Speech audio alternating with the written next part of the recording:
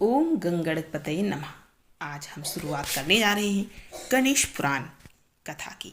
आप लोग अगर गणेश पुराण कथा सुनना चाहते हैं तो ज़्यादा से ज़्यादा इस वीडियो को लाइक कीजिए, कमेंट कीजिए और शेयर जरूर कीजिए, जिससे कि सभी लोग गणेश पुराण की कथा को जरूर सुने।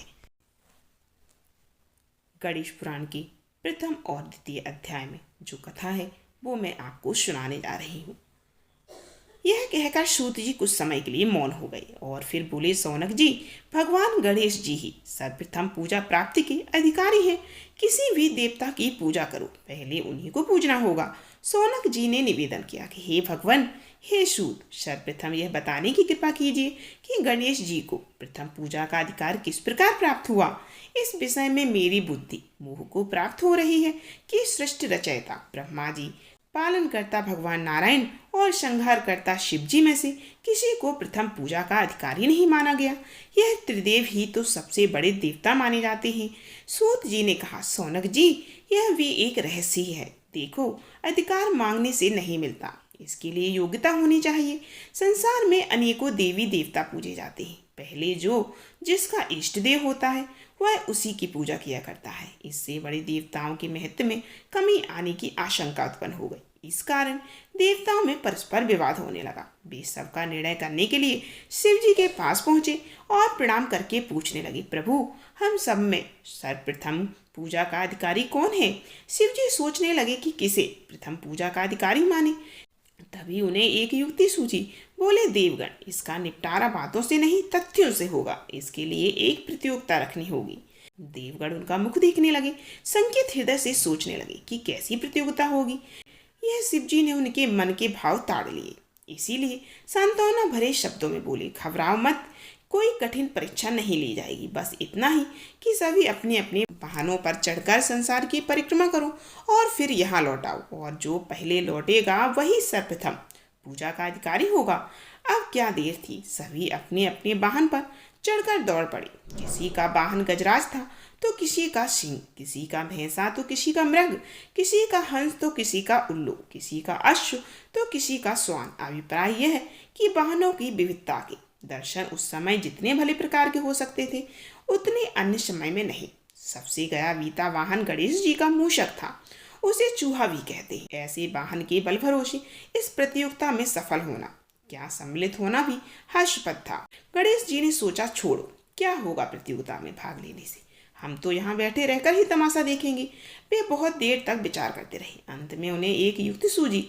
शिव जी स्वयं ही जगदात्मा है, यह संसार उन्हीं का प्रतिबिंब है, तब क्यों ना इन्हीं की परिक्रमा कर दी जाए। इनकी परिक्रमा करने से ही संसार की परिक्रमा हो जाएगी। ऐसा निश्चय करके उन्होंने मूषक पर चढ़कर शिव जी की परिक्रमा की और उनके समक्ष जा पहुंचे। शिव जी ने कहा, तुमने परिक्रमा पूर्ण कर ली? उन्होंने उत्तर दिया, जी। शिव जी सोचने लगे, इसे तो यहीं घूमते देखा, फिर परिक्रमा कैसे कराया।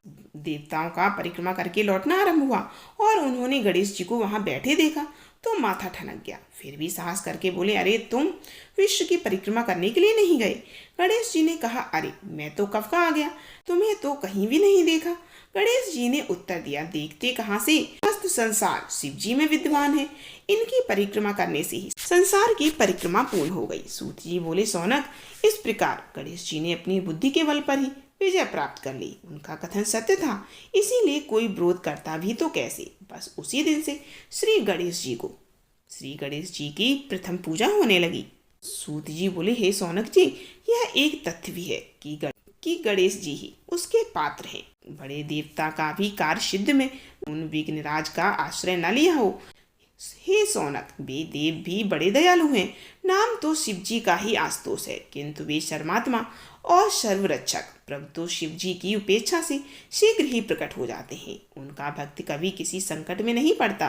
यदि प्रारब्ध वंशाद कभी कभी किसी विपत्ति में पड़ जाता है तो गणेश्वर की उपासना करने पर उनके अनुग्रह से उनके समस्त दुख दूर होकर परम सुख की प्राप्ति होती है। सौनक ने कहा, हे सूत जी, हे महाभाग, हे प्रभु, मैं गणेश जी के विभिन्न चरित्रों का अध्ययन करना चाहता हूँ, तो मुझे बताइए कि किस ग्रंथ का अवलोकन करूं।